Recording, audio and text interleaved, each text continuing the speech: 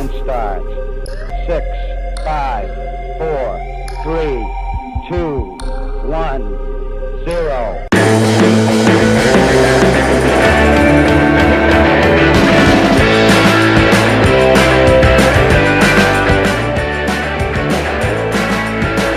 I truly believe that responsive small launch will change the world.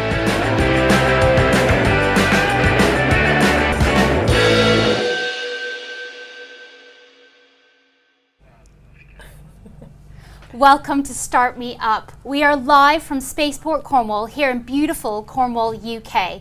My name is Melissa Thorpe and I am the head of Spaceport Cornwall, where I am so privileged to lead my incredible team in turning an airport into a spaceport. I'm also so lucky to have in the studio with me Natalie, and across the pond in Long Beach, Chris.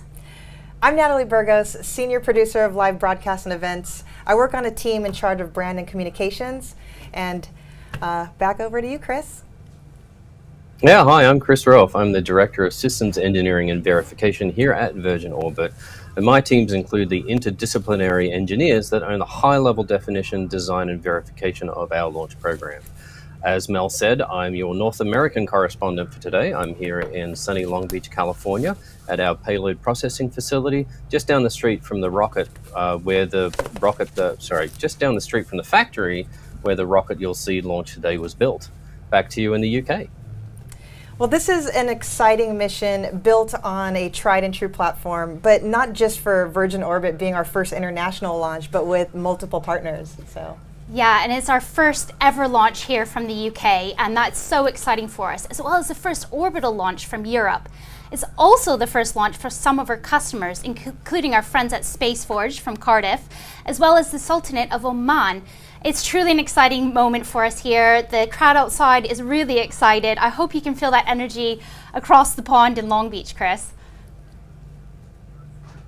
Mel, although this isn't our first launch here at Virgin Orbit, every launch is exciting and we're feeling your excitement too. And just before we came online, I saw there was about 25,000 people that were already in the waiting room for the YouTube stream of this. So there's a lot of people that are excited here as well. So today you're going to be hearing over the program the audio from our MCC, or our Mission Control Center. And what that is you'll hear a lot of people on that line, including folks like our launch director, our ground crew, our department consoles, our flight crew, and our launch engineers. And anything that they're talking through today, if there's a little extra information that I can provide, a little extra color, I'll do that. This morning I sat in on the morning briefing. Our aircraft systems, rocket systems, ground systems, and our weather, both ground and, if you can imagine, our space weather, are all nominal, and we are go for launch today. Another thing that you're going to see throughout the program today are our graphical user interfaces, or our GUIs. And we're going to bring up our rocket load GUI right now. As you can see on the screen here, we have our Launcher 1 in the top section of the screen.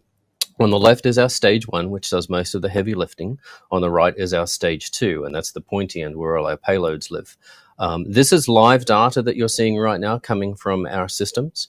You can see that both our fuel, which is RP1, and our liquid oxygen, our oxidizer, is at 100% for both of our stages, as well as our helium, both cold and hot helium.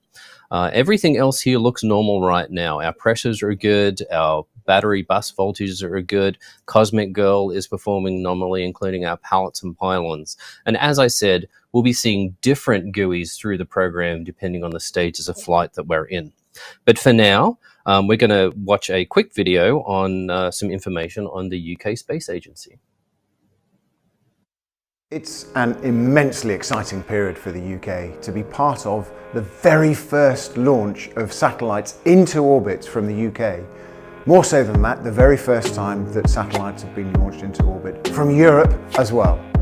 It marks a seminal point in the growth of the space economy for the UK, unlocking jobs regionally and nationally on the back of an £11 million investment in Cornwall with Virgin Orbit. Deeply excited to be involved, but more than that, it demonstrates the UK's position within the sector, launch alongside satellite design, manufacture, satellite operations, and the exploitation of downstream data as well. And more importantly, inspiring the next generation of youngsters to become involved in the space sector, whether from a technical perspective or from a business perspective as well.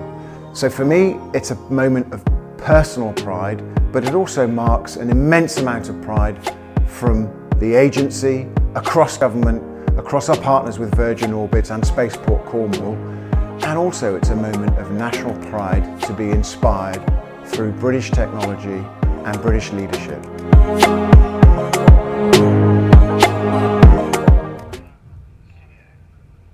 So why are we here today? One word: satellites. Satellites underpin so much of our daily lives, and we're so lucky to have several of them flying with us today. First up is Prometheus 2 from the National Reconnaissance Office. And Prometheus 2 is 2 CubeSats, and it's a great example of joint UK-US partnership. Let's hear a little bit more about this amazing technology. This is the first MOD-owned satellite that we've launched in 20 years. And we'll be on the very first space launch from the United Kingdom with Virgin Orbit. So it's an incredibly exciting program and really does get us on the path to greater capability. As a country, and in fact all over the world, what people are really starting to look at is responsive space launch. What we're showing is how we can have this capability brought in and how we can have flexible capability to be able to launch different spacecraft at different times as and when is required, rather than having to ship your spacecraft over to a different country for a vertical launch. Prometheus 2 is a collaboration between MOD, between Defence Science Technology Labs, DSTL, and international partners, including the National Reconnaissance Office, the NRO, as well.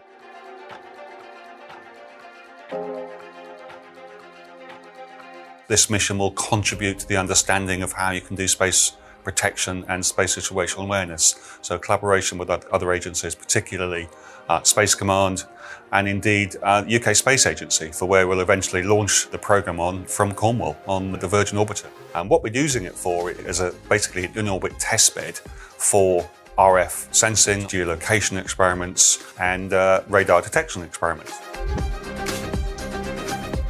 The satellites we're building are going to be used as research demonstrators. We were able to bring a lot of our design work that we'd done on our Faraday 1 mission, including a number of the payloads and the platform design, to the programme.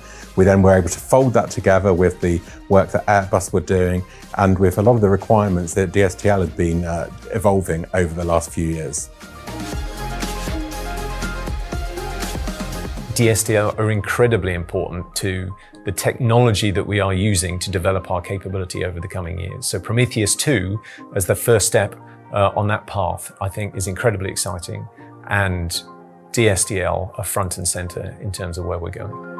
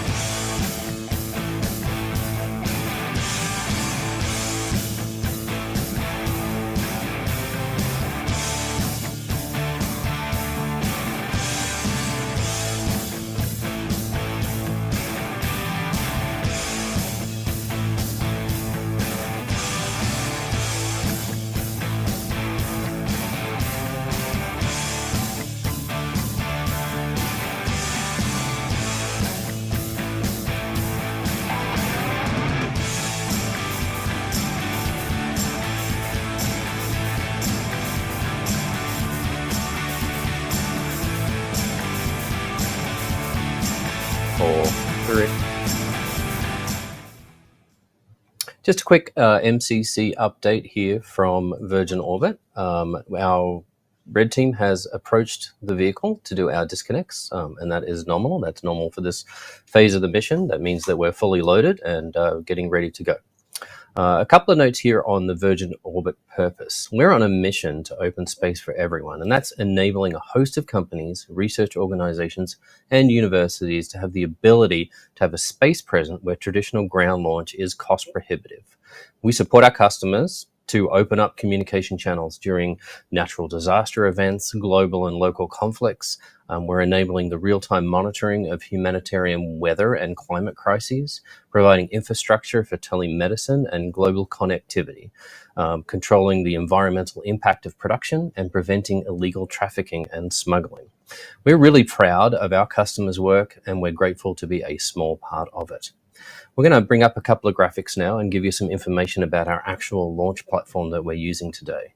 The first one we're going to look at is Cosmic Girl. Cosmic Girl is a 747-400, and not a lot of people know, but Cosmic Girl actually was her name before she came to us. She had originally flown with Virgin Atlantic, doing a route between England and the US. She's the baddest of them all, let's admit it. Launcher 1 is our launch vehicle today. She is a 2-stage rocket, as I had mentioned earlier, using both RP1 as the fuel, and we have liquid oxygen on board as our oxidizer. Stick with us, we'll be right back with some more facts.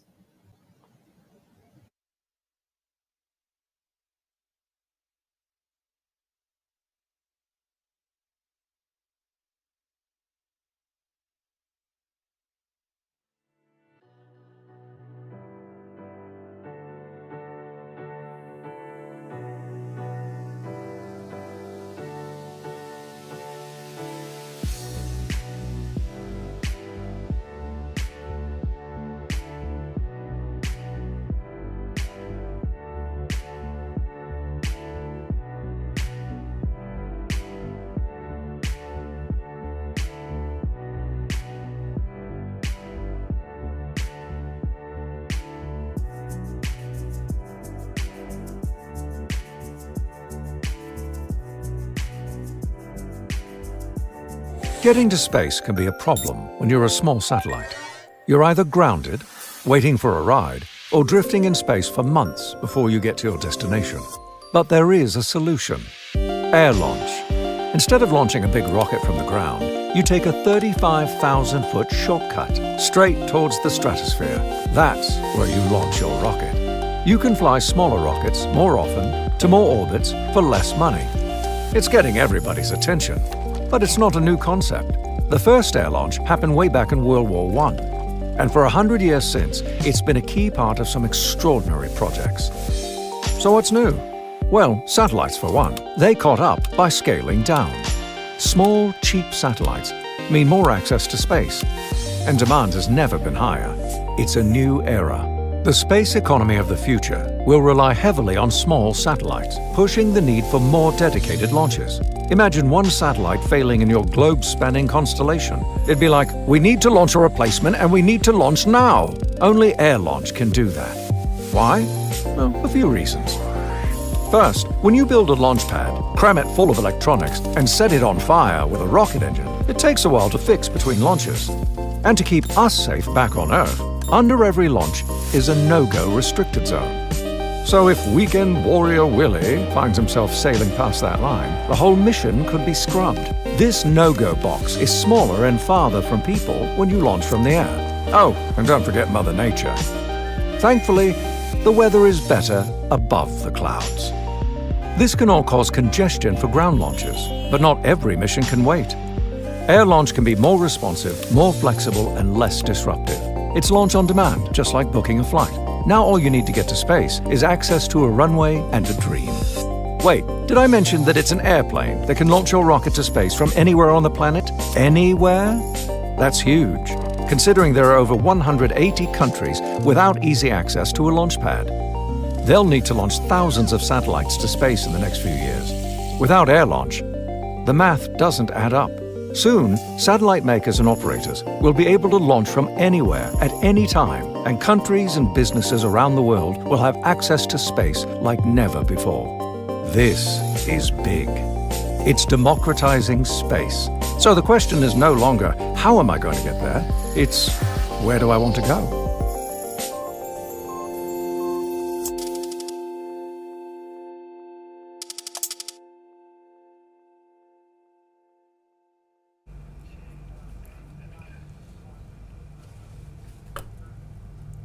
Welcome back. I'd like to recap some of our previous launches here at Virgin Orbit. So we started off with Tubular Bells. That marked our operational debut of Virgin Orbit's launch service. For Tubular Bells, we successfully carried 7 satellites to lower Earth orbit. With Above the Clouds, rightfully named, we achieved new orbital inclinations never before possible on the West Coast, and also launched through inclement weather. This was our 3rd successful consecutive flight in less than 12 months and included a rapid call-up for our Spire customer, where we went from notification to fully integrated satellite in less than 24 hours.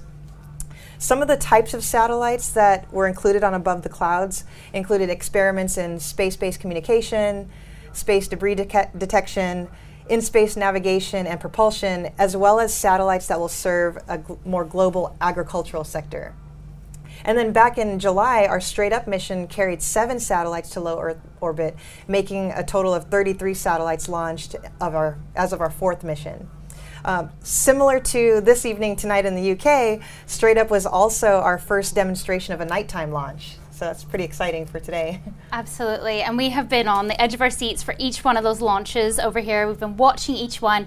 We've been learning so much for each one as well. And we've implemented in everything that you've seen here tonight, ready for us to launch for the first time in your first launch out of the US. So thank you for those previous launches. They've been so exciting. Yeah. And now it's our turn. But why are we here? Why are we launching from the UK? Well, we actually build a large majority of the world's small satellites here in the UK, but up until tonight, we have never been able to launch them. So with Virgin Orbit, we are now able to access space and be the gateway to space for not just the UK, but also for Europe. And that means a lot to a local economy like Cornwall. And for Cornwall, it means that we can bring jobs, we can grow and diversify the economy, and my favorite bit, we can inspire an entire generation of new people into the space realm. We're so excited and we're so happy to be launching with Virgin Orbit here. And I think we're going to talk about some of the future spaceports that you have coming up. Yeah, let's go ahead and take a look at this launch recap video for now.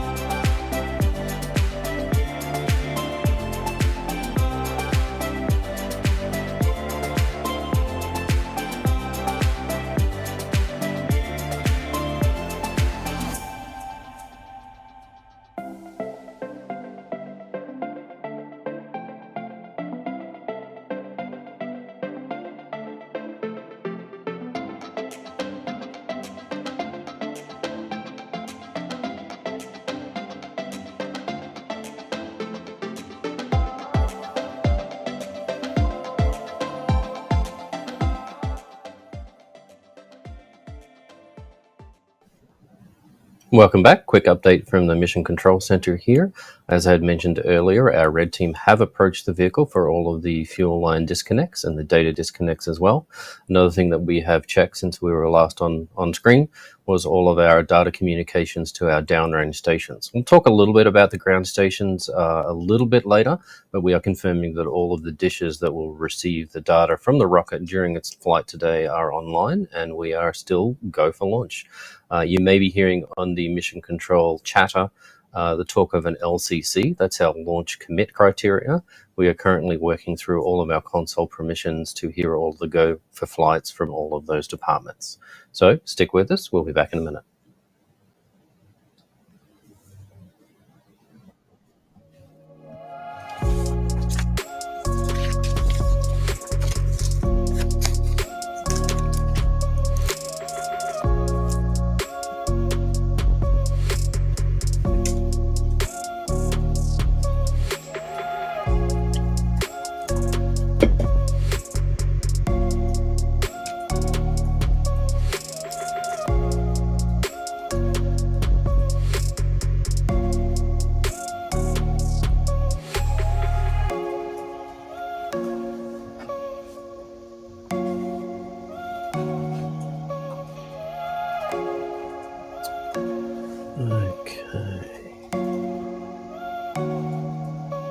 Watch next.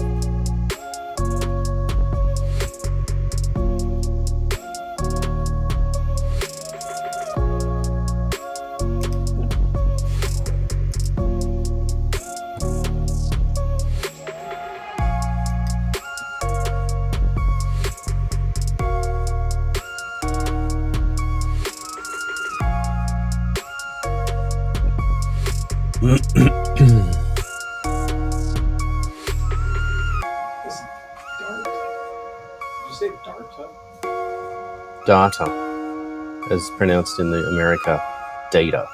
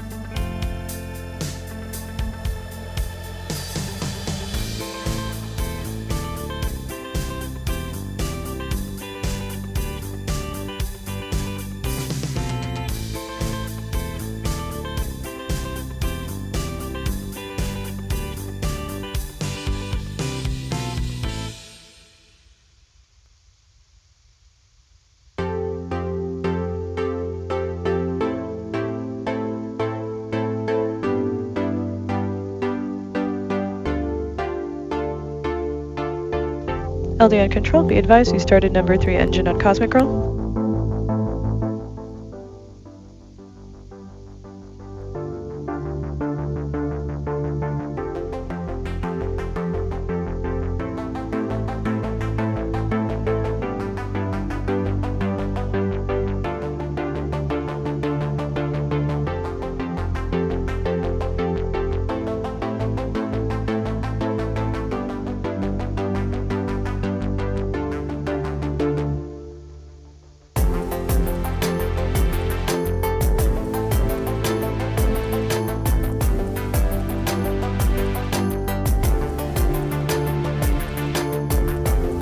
LCC on controller, LCCs are go for takeoff.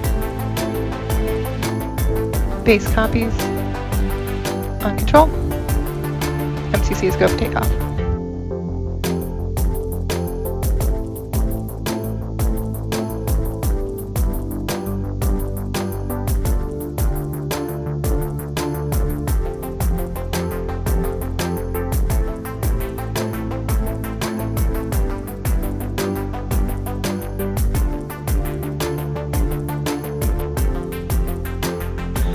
SMA to LDLC on control. I'm going to take over the PTZ camera while we do takeoff, or while we roll out for takeoff.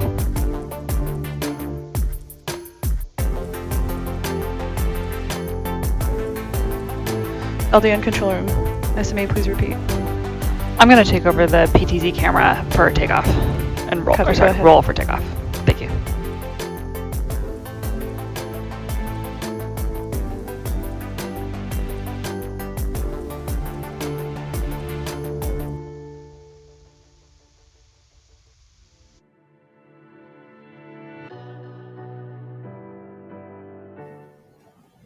Welcome back, everyone, and I appreciate you sticking with us as I give you another pronunciation and linguistics lesson on the difference between Australian pronunciation and American.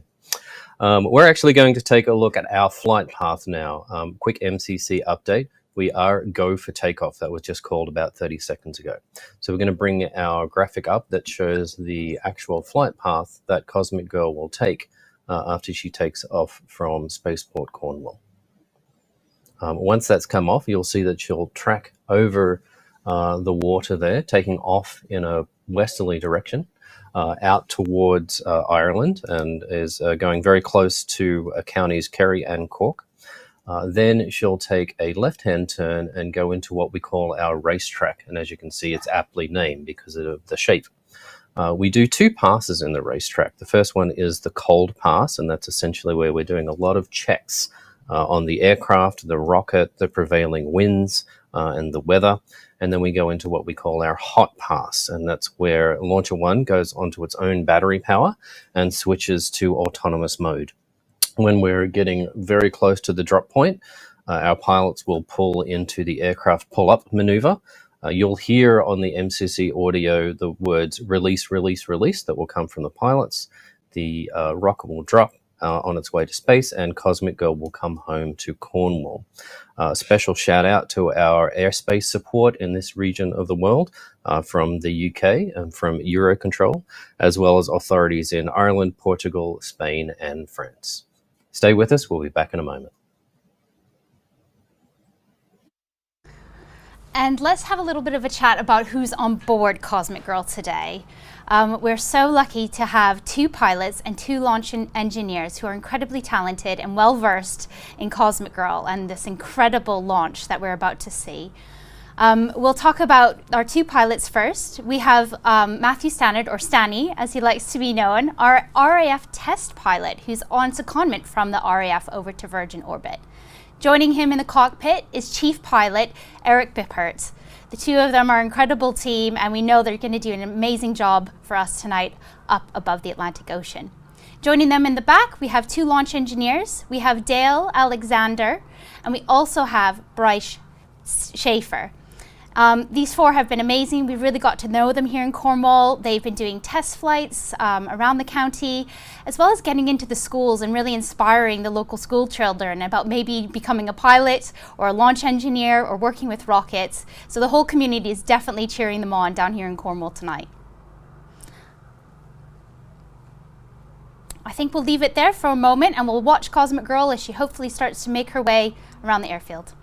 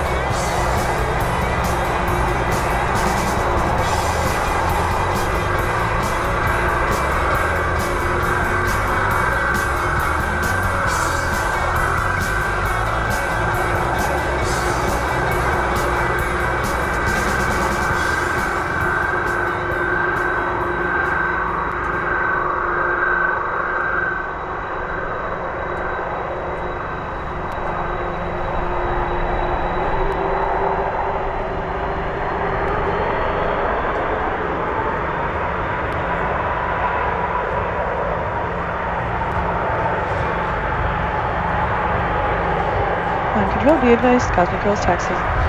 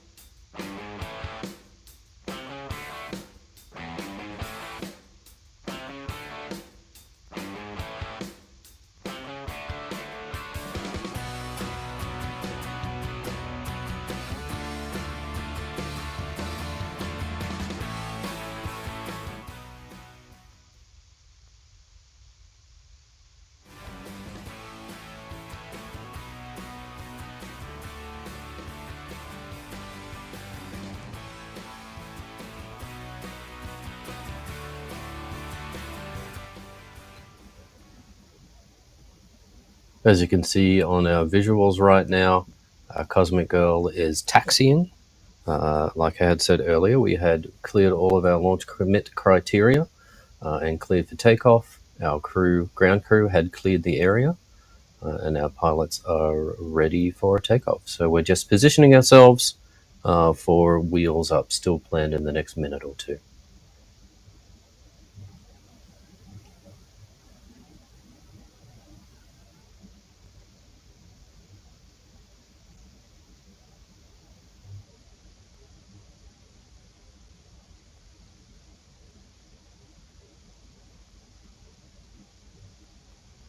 As Natalie had said earlier, this is our second nighttime takeoff. Our last mission was also a nighttime. And some folks in the area of Cornwall and also the counties I mentioned earlier in the south part of Ireland may have noticed in the last couple of weeks Cosmic Girl making some practice runs out there off the coast. Cosmic Girl is now on the runway taking off.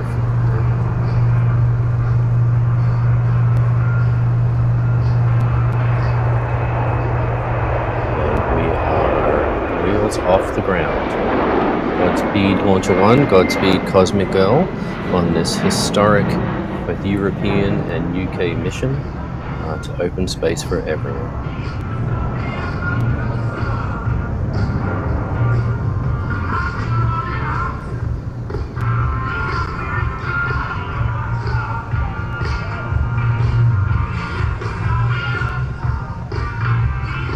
As I'd mentioned earlier on the flight path description, Cosmic Girl will now bank to the left and take her route, which is approximately west-southwest out over the ocean from Spaceport Cornwall.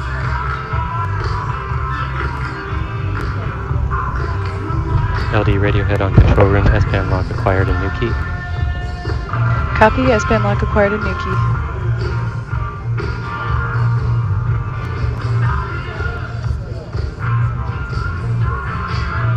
Up until the disconnects a few minutes ago, the data or the data that you had seen coming through any of our graphical user interfaces was coming through a umbilical connection to our ground support equipment. One of the things that makes us special as a launch provider is our agility, and we'll talk a little bit more about that later. But the bulk of our ground support equipment is mobile, meaning that some of the new aircraft we have purchased here at Virgin Orbit, being cargo aircraft, we can load a couple of rockets plus all of the ground support equipment, which includes our rocket fuel and our liquid oxygen conditioning ground support equipment, can be loaded on the aircraft itself and then transported to whichever runway can support a 747. So we unload the rockets, we mate the payloads to the front, usually through a special clean room that has been set up. We also have a mobile clean room that we can bring to different launch sites. Then it's attached to the rocket, and that can be done either inside a clean room or while it's still attached under the wing of Cosmic Girl. And we've done that a couple of times on recent missions, where we essentially back up the payload conditioning trailer to Cosmic Girl while she is attached under wing with Launcher 1, and then done the connection there. So the idea is that we can fly to your port or your airport, your spaceport, land, roll out our ground support equipment, our payload processing facility, do the work over a few days, connect it up to your facilities, and then take off, launch the rocket, come back to the base, and then fly to the next port.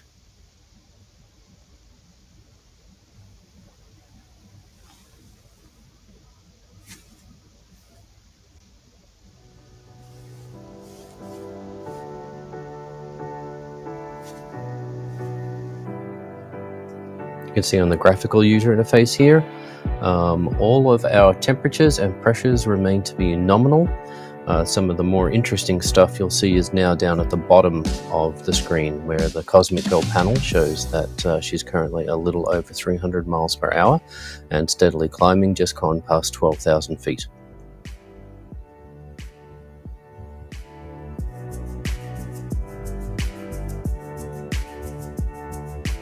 Cosmic Girl, of course, like any other aircraft, is captained.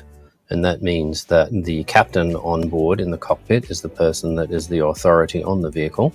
So there may be some slight changes to altitude climbing or the trajectory that Cosmic Girl uses to move out to the racetrack, and that's up to the captain.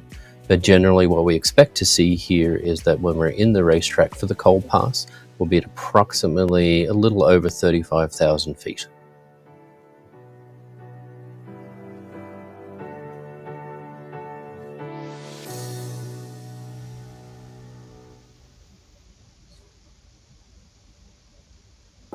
I had mentioned the data coming through earlier through an umbilical. Once we had disconnected from that IT trailer that's sitting on the tarmac next to Cosmic Girl, all of our data is being streamed through RF links or radio frequency links. So they're essentially a type of Wi-Fi. Our aircraft has that, so our rocket data will come up to the aircraft and then the aircraft can transmit back to the ground, and you can see the live data that you see here on the GUI.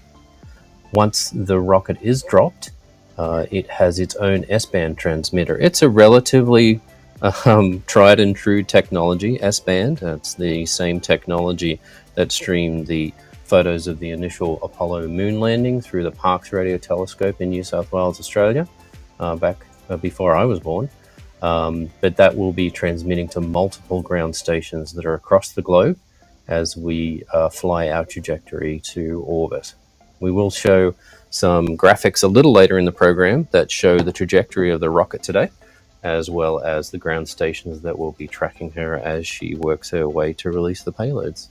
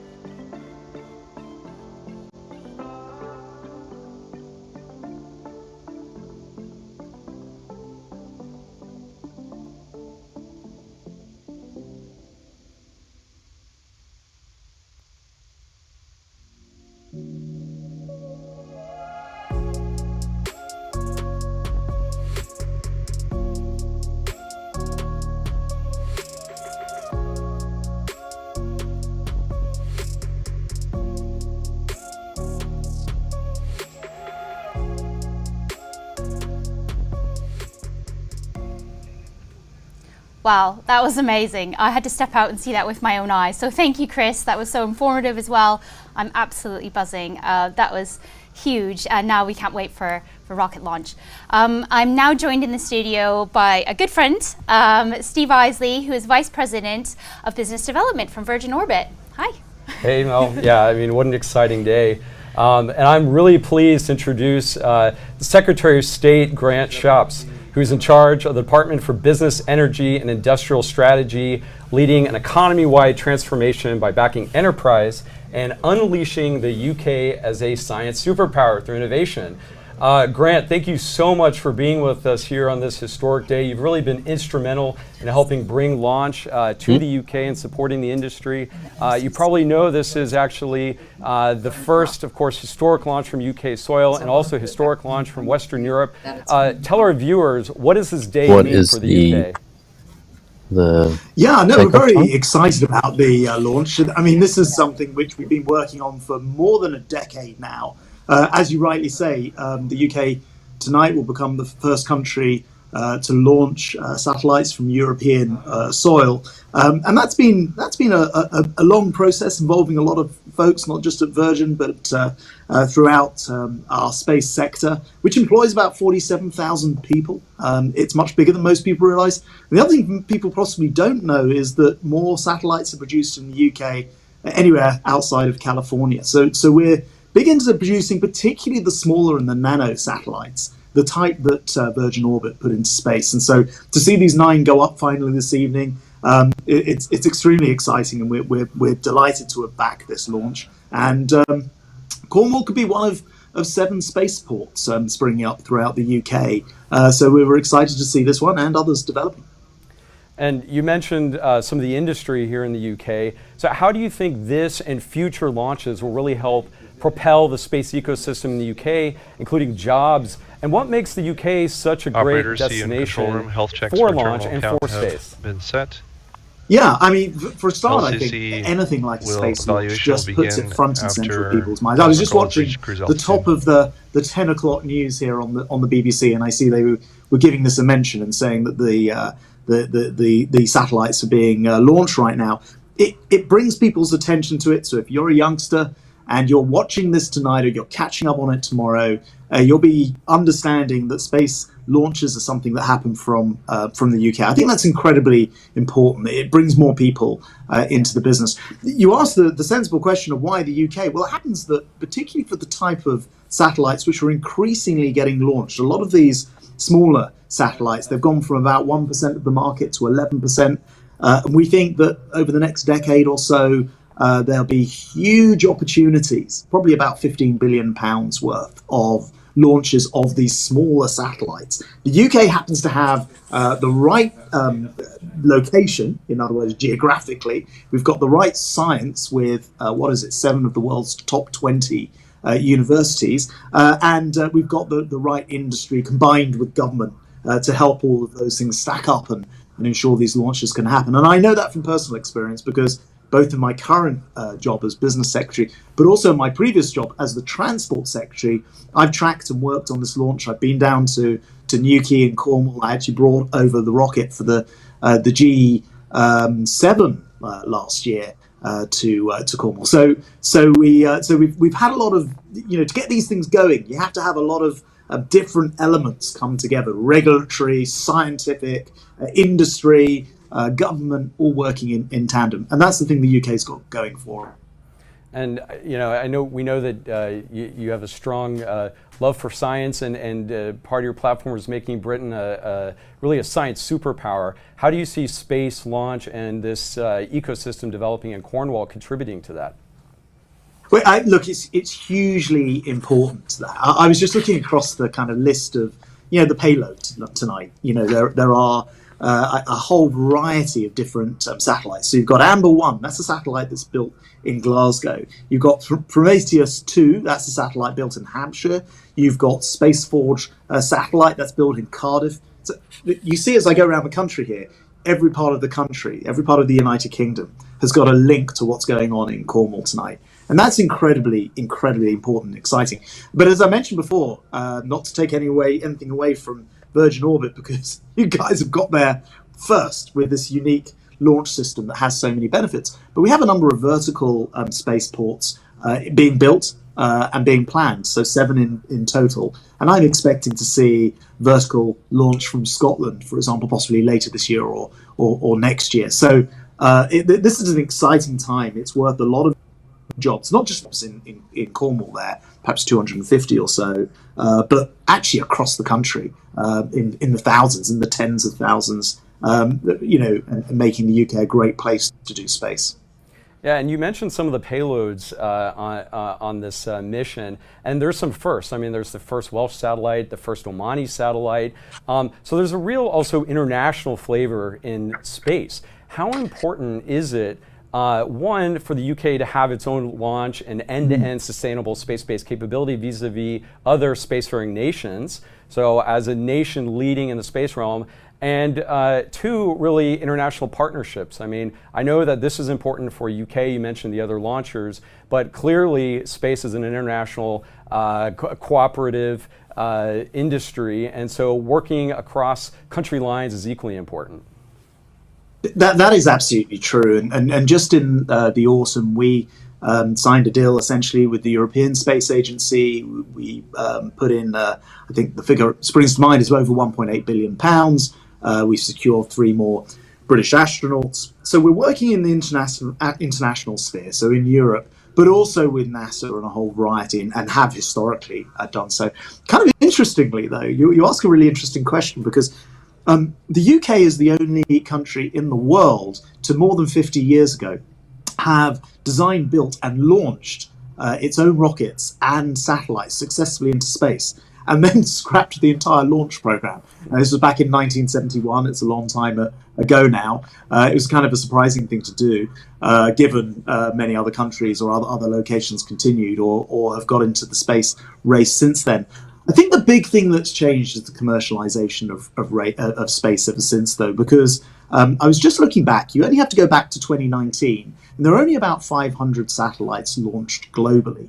But in 2021, so just a couple of years later, there were 1,900 satellites launched. So you can see this is a massively growing market, particularly these smaller nano satellites, some of which are no bigger than a shoebox, that the United Kingdom really has great speciality in, as well as some of the bigger ones, which we've always heard. So there's a big market, and we want to work globally. We want to do that, but we also think that we can grab probably as much as 30% of the launch market on these smaller satellites, which is something we're very keen to do. And I think that's absolutely right. I mean, the UK has all the pieces to the puzzle. You've got all the satellite manufacturers, you've got incredible universities, you have the logistics, and now you have the launch capability.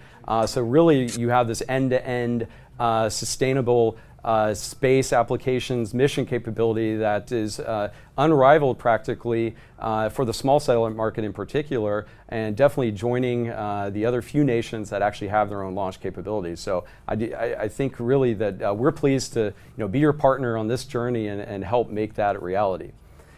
Maybe shift. Well, thanks very much.